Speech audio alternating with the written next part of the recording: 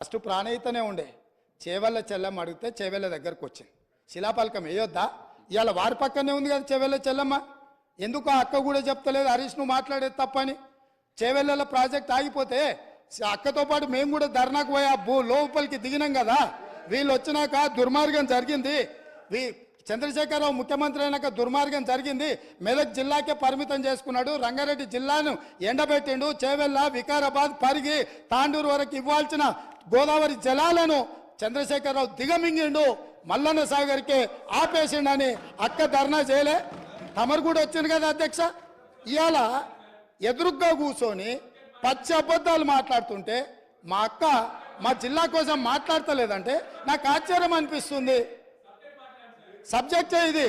ఆనాడు దీక్షలు చేసి ధర్నాలు చేసి ఆనాడు రాజశేఖర రెడ్డి గారిని ఒప్పించి మెప్పించి చేవెళ్లలో శిలాపలకం వేసి ప్రారంభోత్సవాలు చేసి 100 కోట్ల రూపాయల పనులు చేసి ఆ పనులను అర్ధాంతరంగా వదిలేస్తే దీక్షలు ధర్నాలు చేసిన శ్రీమతి సబితా ఇంద్రారెడ్డి గారు ఈరోజు మౌనంగా హరీష్ రావు గారిని సమర్థిస్తున్నారు అంటే ఇది తెలంగాణ సమాజానికి మంచిదా అని తమరి ద్వారా నేను అడుగుతున్నా అధ్యక్ష. నేను ఆ ప్రాంతం నుంచి వచ్చినాం అధ్యక్ష. వాళ్ళు ఎన్నుకుంటూ వచ్చినాం.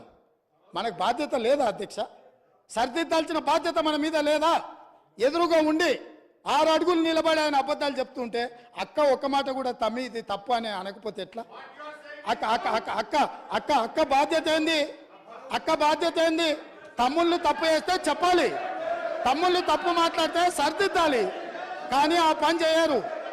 ఎందుకు అని అంటే రంగారెడ్డి జిల్లా ఎండిపోయినా సరే మన ప్రాంతం పడావు పడ్డా సరే ఇది అధ్యక్ష. ఆ స్కూల్ ట్రైనింగ్ అట్లాంటిది. నేనేం తప్పు పడతలేను. ఆ బడిలో చేరంగానే సిలబస్ అట్లా తయారవుతుంది. పెద్దలు మా శ్రీహరి గారు కూడా పాపం మంచోడు, విషయం అవగాహన ఉన్నాడు. కానీ ఆ స్కూల్లో చేరంగానే శ్రీహరి గారు కూడా పాపం ఒత్తిడికి లోనయ్యి వాళ్ళు ఏం చెప్తే అది చెప్పే పరిస్థితి వచ్చింది అధ్యక్ష. చేవెళ్ళ ప్రాణహిత మీద మాట్లాడుతూ నా పేరు తీసుకోవడం జరిగింది అధ్యక్ష. చాలా సంతోషం. మళ్ళొక్కసారి చేవెళ్ళ చెల్లెమ్మ అని కూడా ఇక్కడ మాట్లాడున్నారు. అరే మంచిగా నేను కూడా రిప్లై ఇస్తున్నా. నేను రిప్లై అదే చెప్తున్నా, మంచి చెప్పిండ్రు, థ్యాంక్ యూ అని చెప్తున్నా.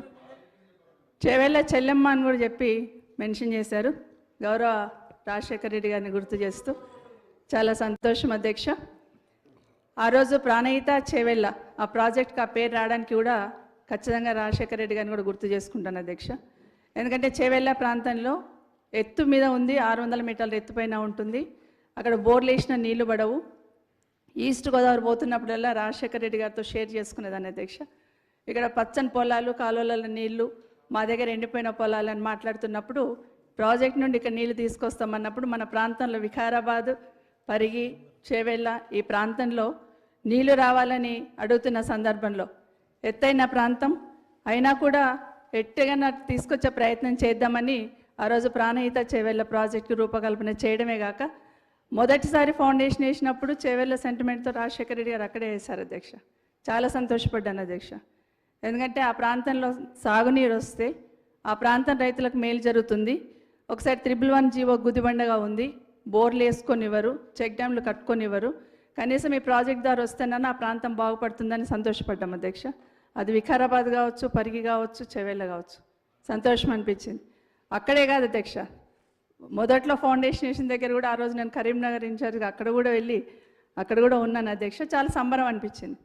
తర్వాత తెలంగాణ రాష్ట్రం సాధించిన తర్వాత ఆ ప్రాజెక్ట్లో టేలెంట్ ఉంది ఇవ్వలేమని అప్పుడున్న ప్రభుత్వం క్యాన్సిల్ చేస్తున్న సందర్భంలో మీతో పాటు రామ్మోహన్ రెడ్డి గారు, రాజేంద్రనగర్ ఎమ్మెల్యే గారు అందరం కూడా కలిసి ఆ రోజు ఆ టన్నల్ విజిట్ చేయడం, ఖచ్చితంగా నీళ్ళు ఇవ్వాలని అడిగాం అధ్యక్ష. ఖచ్చితంగా ఇవ్వాల్సిందని ఆ రోజు పార్టీ సపోర్ట్ కూడా మనం అడిగినాం అధ్యక్ష.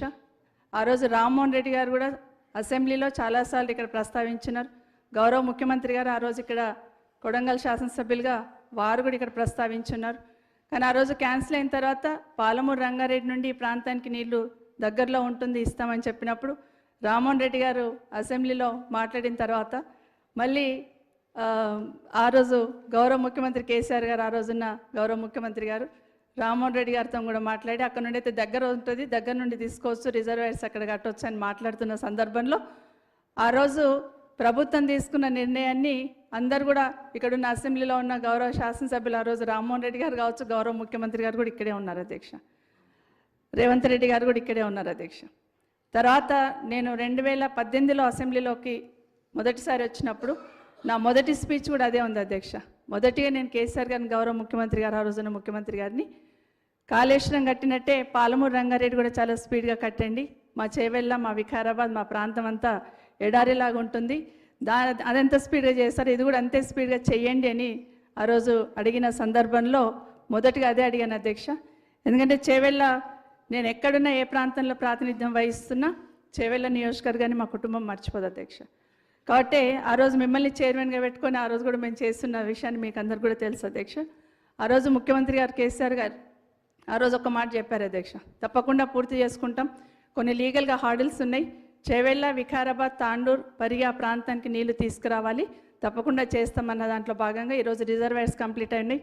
గౌరవ ముఖ్యమంత్రి గారికి ఈ సభా వేదిక నుండి మీ ద్వారా విజ్ఞప్తి అధ్యక్ష, రిజర్వాయర్స్ కంప్లీట్ అయినాయి కాబట్టి వీలైనంత తొందరగా కాలువలు తవ్వి ఆ ప్రాంతానికి సాగునీరు అందించమని గౌరవ ముఖ్యమంత్రి గారికి విజ్ఞప్తి చేస్తున్నాను అధ్యక్ష.